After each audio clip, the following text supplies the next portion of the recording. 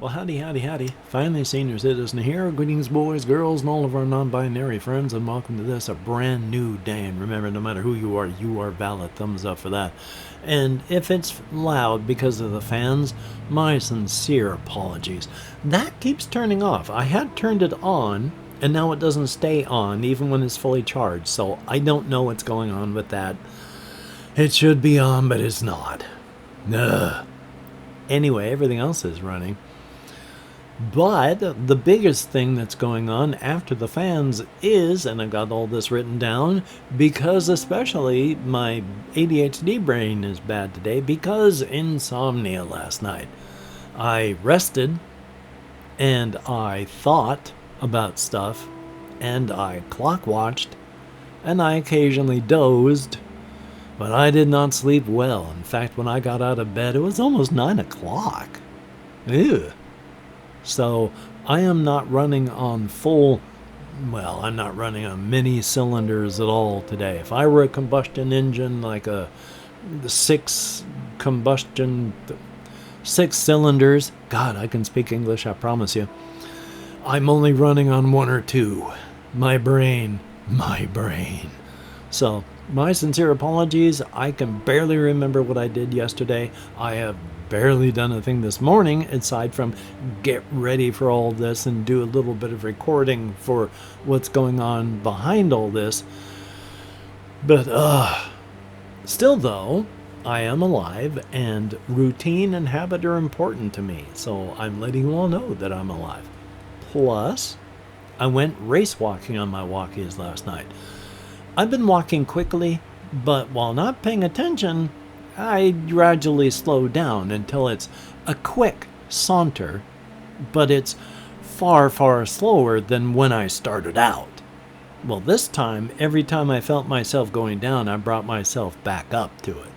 And it just took a little over an hour to get that walkies done, which means I gotta really step up the pace and increase the size of this walkies, because I need to get it to where it was back when I lived on the other side of Shelton. And I walked from my home there on southern Shelton to downtown Shelton to up here on northern Shelton to Walmart and then back, which was 6-mile round trip, and I did it in 2 hours. But if I really pushed hard, I could get it done in an hour and a half. That's walking faster than a mile a minute. Mile an hour. 3 miles an hour. Good God, my brain, I am so sorry I suffered from insomnia last night.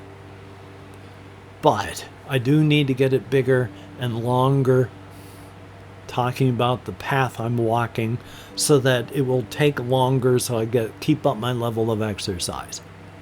Speaking of which, remember when I said I am dieting, and that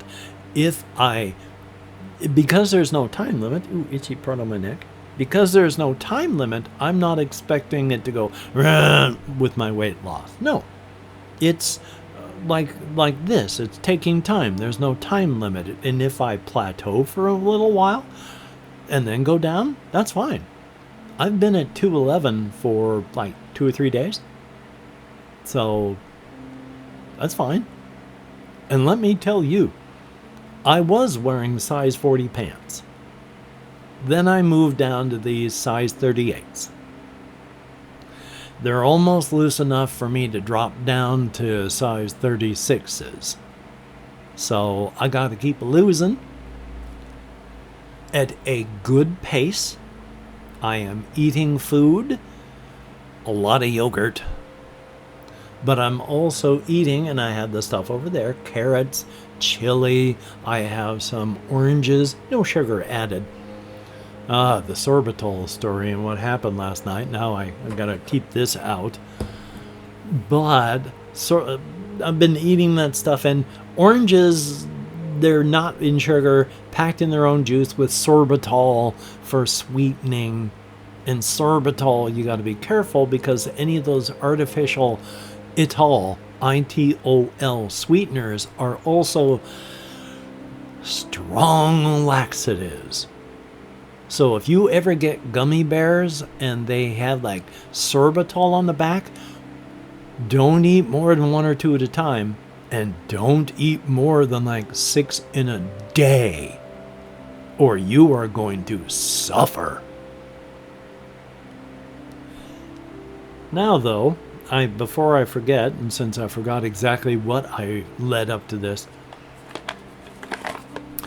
I've been taking these. Somebody donated these to our place here, and they expired this month. But since it's just dry fiber, it's fine to eat this month and for long after. Expiration date is not throw it away date. That's, you need to start being just a little cautious. And with something like this that's just dry tablets, I don't have to be cautious at all. But the thing that they have, sorbitol as sweetener, so gotta be careful. Luckily, they don't have a lot. I found out that they had sorbitol when my gut felt, oh, this doesn't feel good. Oh no. And I looked it up, sorbitol. That's all I've ever had, was just that bit of pain that one day. And then I've had no other issues with it. But yeah, sorbitol. Now, the one thing, big bad part about dentures. You see these teeth here? You know how much tooth I have on the inside? This much. This is all for show. It's not for chewing.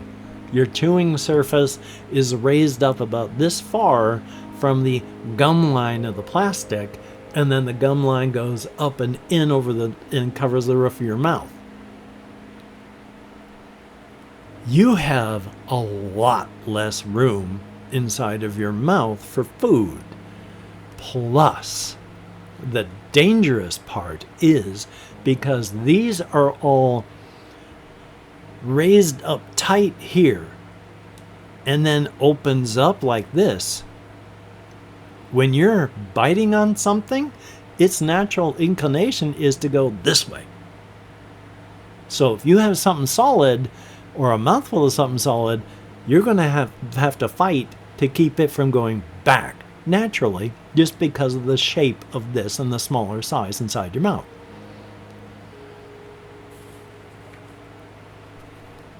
I had 2 of these with my dentures in last night.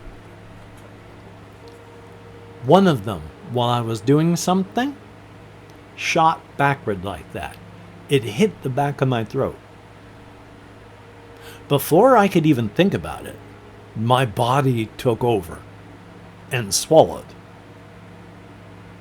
But if I hadn't swallowed then, it would have rocketed down into my air pipe. So I don't dare take these with these anymore unless it's like one at a time very carefully. Because that could have ended very poorly. As it is, these things are, I'm going to show you how large they are. Because I just don't get enough fiber in my diet, so getting fiber is a good thing. They're about the size of a quarter and thick. So last night this morning I had one of them that I was very carefully chewing on. But it had gotten to like maybe half that thickness when it shot down and then I swallowed it. I'm kind of worried because this is intensely dry. And there's no guarantee that the grinding of stomach muscles plus the fluid of the hydrochloric acid you have in your stomach would actually be able to penetrate it and break it down.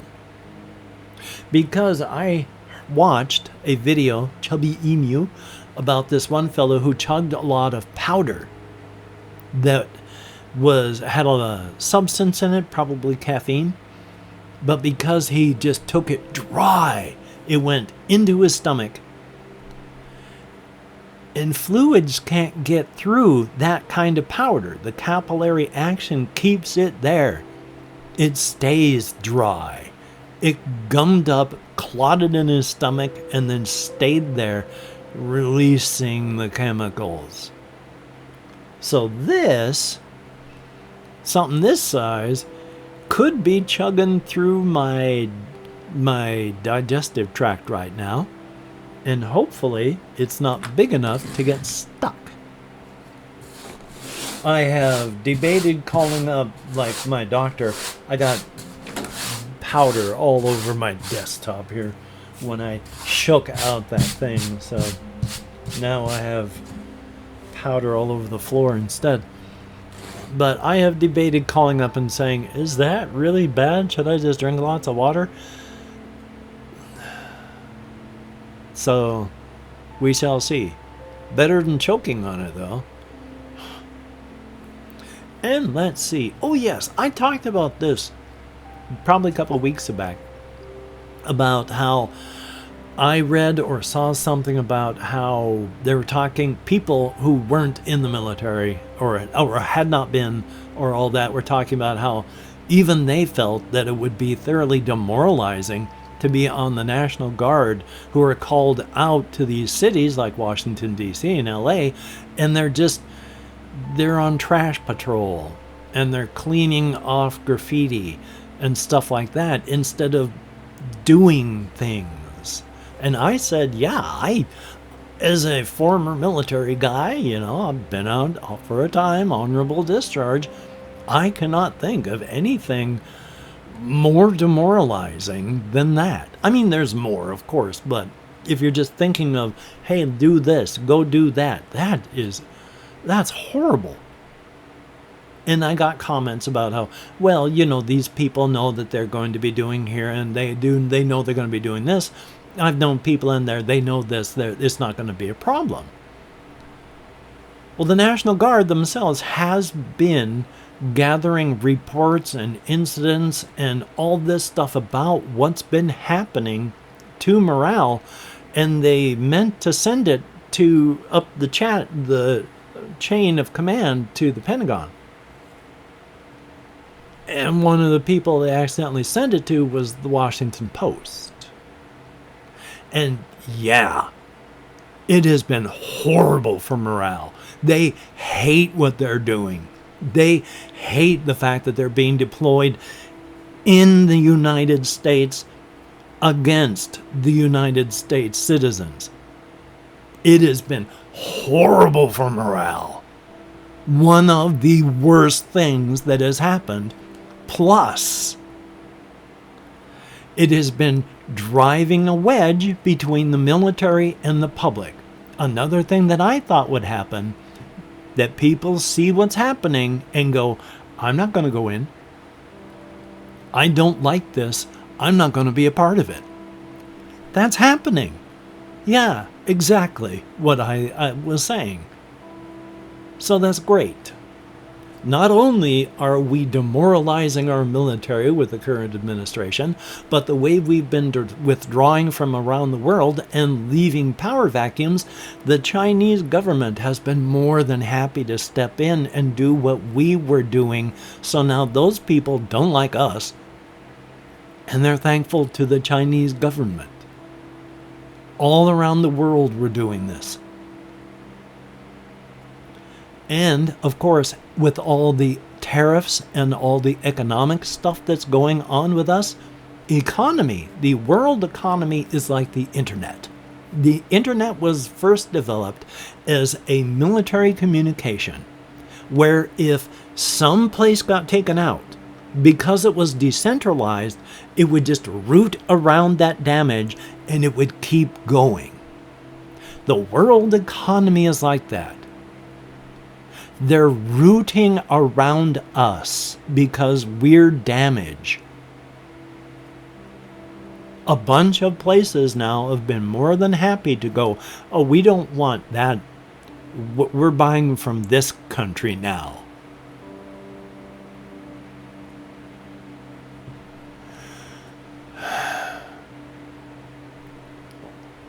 And then we have the last thing I wanted to talk about, something, first I'm going to mention this, I guess. Then maybe if I got time. I wanted to play this for the channel, but I forgot how much driving there is. And it's annoying driving, because there is no map that you can call up. and you're driving to get places, and the only way you know to get there is your blinker comes on. And maybe you make that turn onto a one-way street when you should have gone another block further and made a turn there. And of course, if you're an American player, it's all British traffic. Everyone's driving on the wrong side of the street. That's easy to get used to. But once you get past that, because that's actually a feature of the game, because as you drive, you can damage your car, and then you'll have to steal another one and keep going. Once you get where you're going and the gunplay starts, that's better. And it's one of these, you don't have hit points, you don't have a health bar. The more you get shot, the more bloody your back becomes. Because it's third person, you're looking at behind the guy, you see his back. And the more shots he takes, the bloodier his back gets. Well, you better stop soon before it gets too bad, you will die. But you just stop. You put up an arm against the wall, and you just start just going, whew, whew. And every time you do that, your back gets a little bit cleaner until finally you've got no blood on you at all, and then you're ready to charge out into the withering hail of gunfire again. It's fun. It has very cheesy acting. It has horrible face mapping in that everyone, when they talk, people's faces are realistic, but it's early 2000s, like, realistic. So everyone looks like a troll and a goblin. But it's fun. Just be prepared to do a whole lot of driving. Is there time? Really quick, I just wanted to mention again, on my solo RPG setting, one of the things that makes absolutely no difference to the playing of the game, but since I try to think of sociological things, and because they have different economic, sociological, everything pressures different from ours, a lot of things I've just put in fantasy generic placeholder stuff until I could get to it. One of them was there are no real gender identities on the planet, the world of Shenzha, as the Duelan call it. Because gender identity is very new concept in America, well, not just American, in human evolution. But on this world, they don't deal with that sort of thing. They know you're male because generally, you can't give birth to kids, you cause kids, and you're a female generally if you can give birth. They also understand just because you can't doesn't mean you're not female. Then, past that, the overlap between what is considered masculine and what is considered feminine has a huge overlap on the Venn diagram. Because there's people like just being people without our hang-ups of just sociological pressures, religious pressures, economic pressures, political pressures. They don't have that. They also don't worry about things like if you're a guy and you've got a gal as your life partner and you're on this world, as long as you talk about stuff, you're pretty good. You're golden. So if you're going along into town as an Apani man with your Apani wife, not really terms that work there, but still, but you see a particularly good-looking Orkani guy leaning up against the side of a building, you may ask your wife, it's been a while since I've had an Orkani. That guy's looking nice. And she would just likely say, well, why don't you go ask him and see what you can do? I'll just head to the tavern place. There's a bunch of good-looking Habani there. I'll see if I can get my pada fed while you're doing what you can do. And then they do. The fact that it was another guy that looked good to him means that it was just a guy that looked good to him. Nothing past that. And his partner, if she found a good-looking gal and was like, oh, then that's what that would happen. They don't worry about that sort of thing. It doesn't make a big difference. In fact, because of sociological and ecological pressures during their earlier development, because population control was so intense and is now, if you feel like getting frisky, it is really, really socially pushed. Seek out someone of your own gender. Because population control, nobody wants to go through the heartbreak of inducing miscarriage because you can't have another mouth to feed.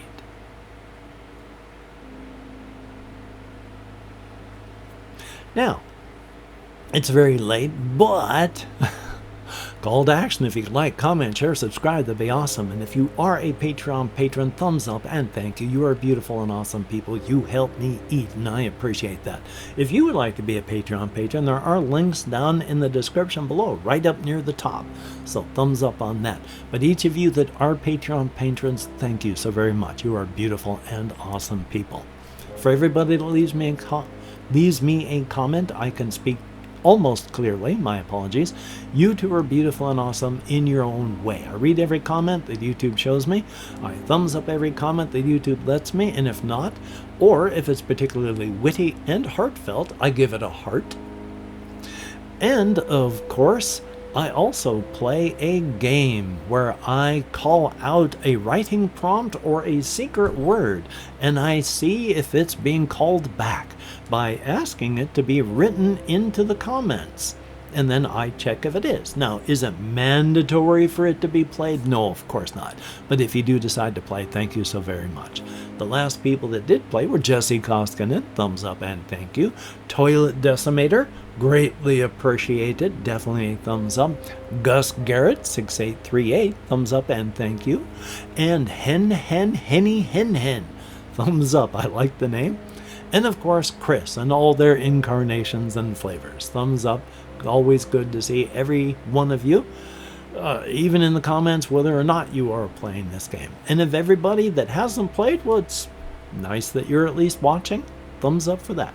Hopefully you are, and if not, you're not hearing me say this. And of course, if you have watched this far, do you think you would like to play an annoying driving game like The Getaway? Or if you don't want to answer the writing prompt, and this is the option I would go for, if you could just type Getaway. I've got a text file over on this side, so I gotta, oh, there we are. If you could just type Getaway into the comments, that would be very cool. Definitely a thumbs up. Now, again, it is not mandatory. I would not force anybody to play, even if I had the power, because consent is important, even in something as silly as this. So if you decide to play, thumbs up and thank you. And if you do not decide to play, well, thank you for at least watching this far. Greatly appreciated. Yay! I am going to take care of myself as best I can. I am going to play games, both hopefully physical and digital. I did do a combat on Order of Eventide last night, just to try and figure it out. Should have been a total party kill. I entered a room. It was a combat room. Had to roll. Well, it didn't have to roll for the type. For each room that you put down, you don't have to roll to see what's in it per se. As the room is there, it tells you what's in it. It was a combat room. You rolled to see what kind of monster type it was, because it was Forsaken, and I happened to roll the worst possible one, because the number that you roll to get the Forsaken is also the level that it's at. And I got a 5th level monster, which means you need to roll a 6 or better to hit. Luckily, you have modifiers like d6 plus 3, so you just need to roll a 3 or more for those characters. But the bad guy has an attack where every round it's not dead, everybody takes a point of damage. Oh boy. So should have been total party kill, but anyway though, yeah, I've forgotten where I was. My apologies. So, until we meet again, I can't remember anything else that I might have to say because my ADHD brain. You take care. Have a great day today. I will see you on the flip side. And I'm going to use this hand because nerve compression is fun. I hope you have a great day.